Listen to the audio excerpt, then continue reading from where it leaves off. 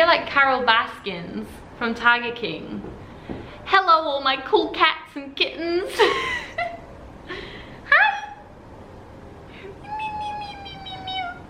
Hi. Bye.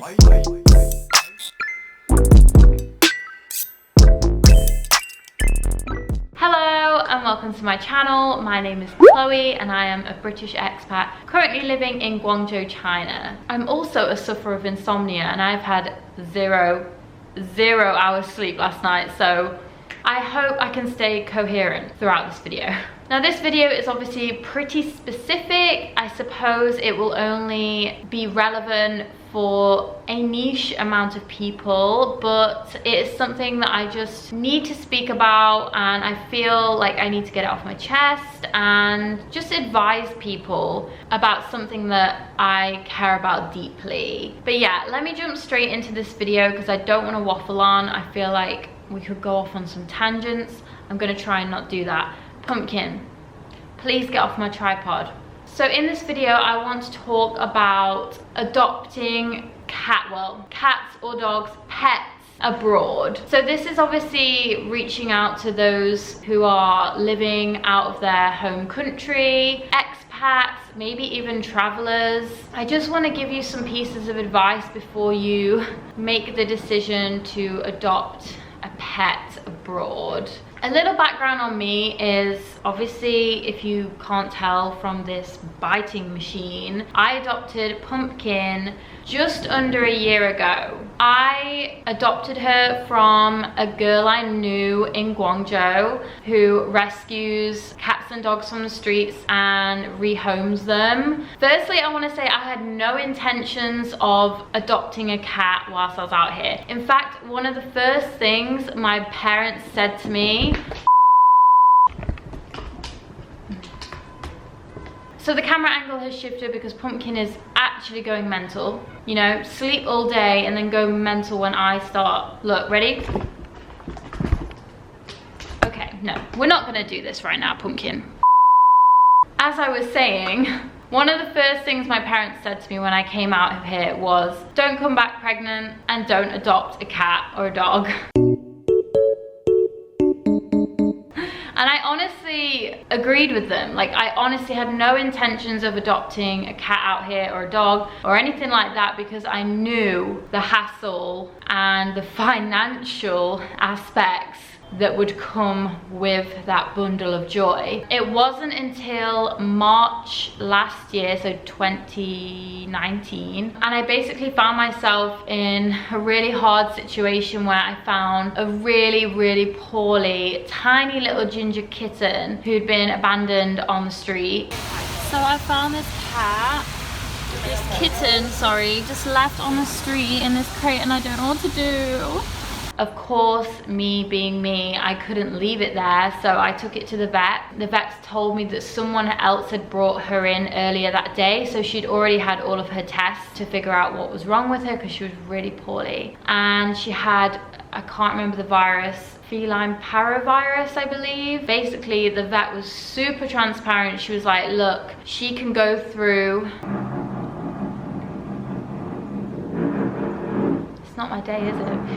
Yeah, the vet was really transparent. She was like, look, she can go through treatment, but there's such a small chance of survival and she's so sick. She wouldn't drink, she wouldn't eat. The vet was pretty fair in what she was saying. She said it would be more stressful for the kitten to go through it. And I was like, well, what do we do now? I'm not just gonna go and put her back on the street. So she gave me the option of either going through this treatment or euthanizing the kitten. And I took the kitten back home for 24 hours to deliberate and try and figure out what to do. Obviously, I wanted to save the kitten, but I came to the conclusion from vet advice and from what I could witness that this kitten was just not strong enough and it was already suffering so badly. It was in so much pain. I was like, I'm not gonna put this kitten through a tremendous amount of suffering anymore. So I did decide to get the kitten euthanized, which was honestly the hardest decision. I cried so much about that and I'd never experienced anything like that in China. People assume that it would happen all the time here and I get that because of how the media portrays this place, but I honestly had never witnessed that. I'd never been in a situation like that where it fully depended on my choice and my decision. I had no one else to tell me what to do. The vet was just giving me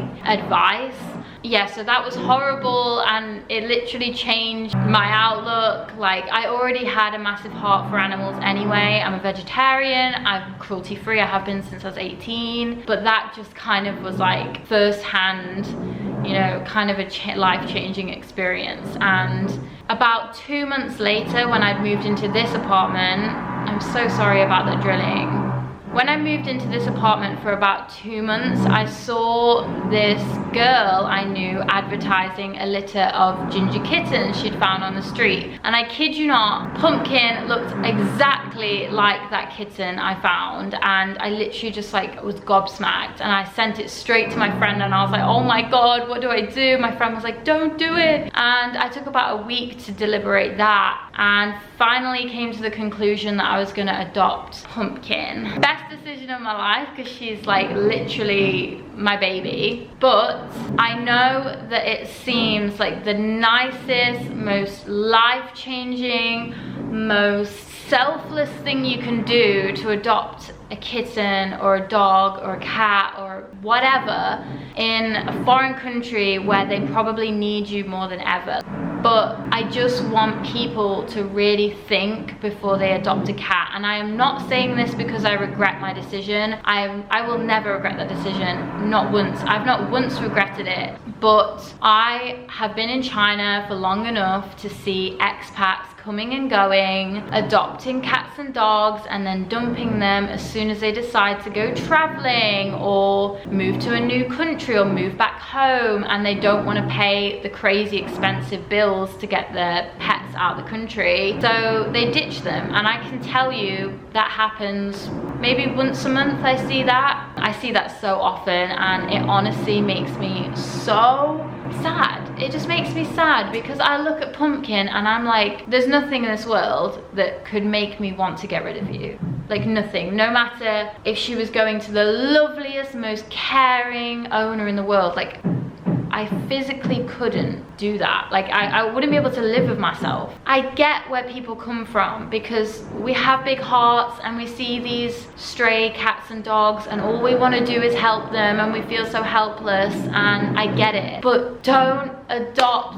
a cat or a dog if you're not prepared to take that cat or dog wherever you go. It's as simple as that. In fact, it got 10 times worse when the pandemic started getting serious here. Obviously, people were fleeing back to their home countries because China was going through this crazy time with the virus, and everyone wanted out. Like, literally everyone except about 2 of my foreign friends left Guangzhou, like that. And cats and dogs can't just leave. They need months and months of preparation and lots of money spent to be able to fly out of China. Yeah, floods of people getting rid of their cats and dogs. I'm sorry, but I can't relate, because the only reason that I'm not back in England right now is because of that cat. And I'm not saying I'm better than anyone else, but I'm a cat owner and it's my responsibility. And trust me, if I could be in England right now, I flipping would be. But Pumpkin can't fly, so we're not going anywhere.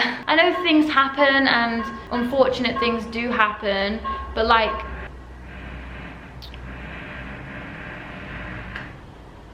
I don't know, like, I can't imagine getting rid of Pumpkin no matter what it was for. I can't even imagine it, because I just wouldn't do it. It's just not in the forefront of my mind when shit goes down the pan. And I see it as like people clearing their conscience. You know, when you see a helpless animal, your instinct is to want to help them, but adopting them isn't always the helpful thing to do, because if you're not in the right place in your life to take on an animal, or if you're not in a stable housing situation or financial situation, then you shouldn't be adopting animals.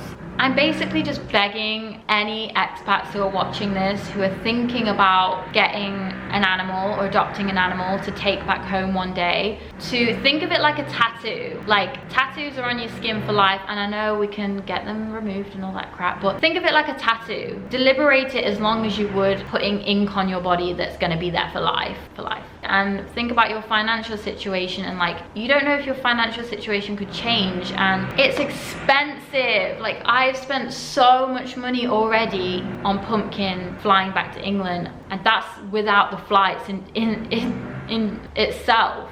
So it's expensive and costly, and it takes a long time. It takes preparation. I hope I don't sound like a preachy little know-it-all, because that's not what I'm trying to do.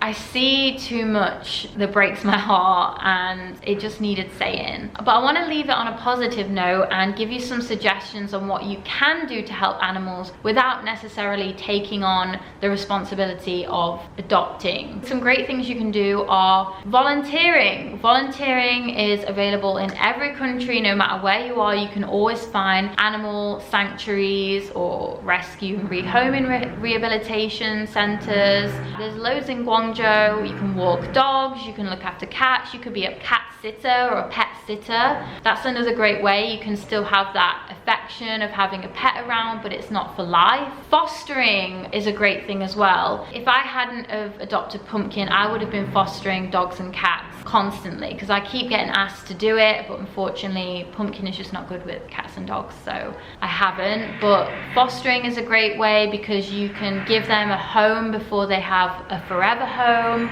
Obviously donate to your local shelters or charities, or not even local, just worldwide, your favorite animal charities. So yeah, there's just something to deliberate if you are a fellow expat and this has crossed your mind a few times. Hopefully it will be beneficial for the animals in the future, to stop them being left homeless or switching between owners constantly. I don't know, it just needed saying. I don't really have anything else to say. I didn't plan this video. I literally just sat down and decided to do it like half an hour ago or something. If you have any questions about adopting in China or traveling with a cat in China, I am recording that. I'm vlogging the whole series of me taking Pumpkin back to England, but obviously that won't be out until I'm back in England. But yeah, if you have any questions, please do reach out. Obviously I can only give you advice from within China and moving to England, but I guess it's kind of relatable anywhere. I don't know. Yeah, I hope you're all staying safe